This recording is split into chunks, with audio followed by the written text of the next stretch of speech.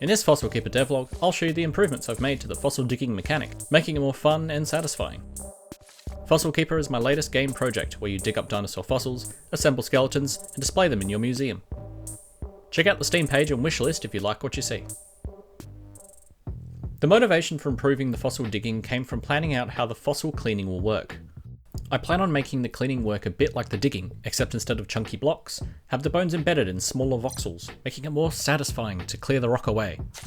I also plan on a quality system for the bones, with reckless cleaning damaging the bone's quality and hence the sale value, as well as it harming the overall quality of an assembled skeleton.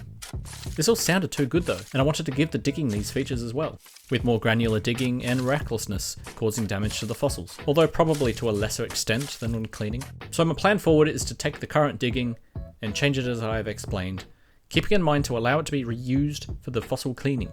This will involve quite a bit of previous work being undone, which is never a good feeling, but well, I think it will be worth it in the end.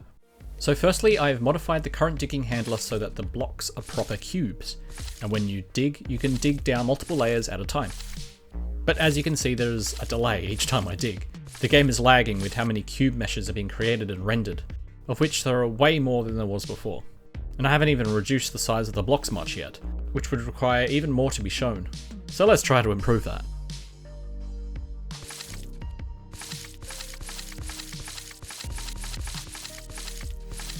Ah, that's better. It was easy enough to just not create and render the blocks when they are not visible to the player, by simply checking if surrounding blocks are dug or not. With the biggest digging spots and larger digging radius, this is looking pretty good, being much more satisfying digging through the rock like this, rather than how it was before. Now to create a digging tool, this one being a trusty pickaxe. The current plan is to have 3 tools of varying strength, from a smaller impact tool which can be used to do precise digging around fossils without damaging them, to a larger rock clearing tool that would do a fair amount of damage if used recklessly around fossils. This pickaxe will serve as a nice in-between tool. In game, it's looking good, with it ready to strike. I might just rotate it, like it's being held to one side. Now to make it swing when the player digs. Ooh, now that does look cool. I've got it so that you can hold down the mouse button to draw the pickaxe back, before letting it go to hit the rock. The longer you hold it, the more rock will be dug, allowing for smaller quick digs or larger slower digs. For the next iteration, I've made the tool move around with a bit of floatiness and shake slightly when drawing back. I also made it so it can be moved around when drawing back, which feels a bit nicer than locking it into place. With that done, I'm moving on to making the other 2 tools, starting with this sledgehammer. As you can see, it can be really effective for clearing large swaths of rock. And then lastly, this gentle rock pick. I've now restored the fossil digging, which is much the same as it was before.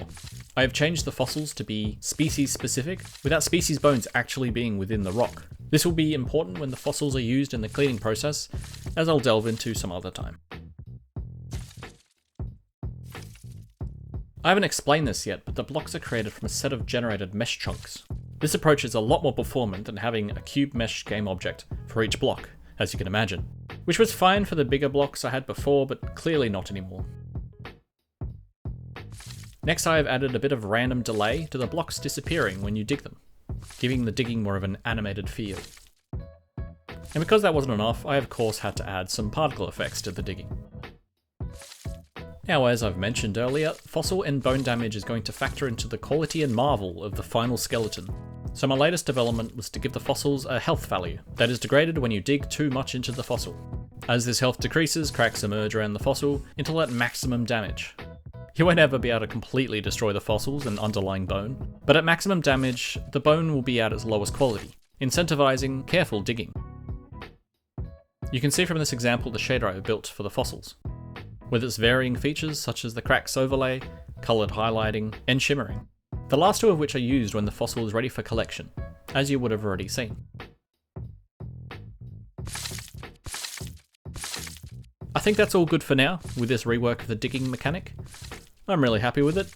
I can certainly play around with the parameters for the new tools and fossil damaging as I see fit, in order to balance the game's enjoyment and challenge, and avoiding the digging becoming a chore. I'm already thinking that maybe I should remove the smallest tool in favour of having just 2 tools. We'll see. Let me know what you think. I'll stop it there for this devlog though, and focus on building up the fossil cleaning in the next one. Subscribe so you catch it, and I'll see you next time.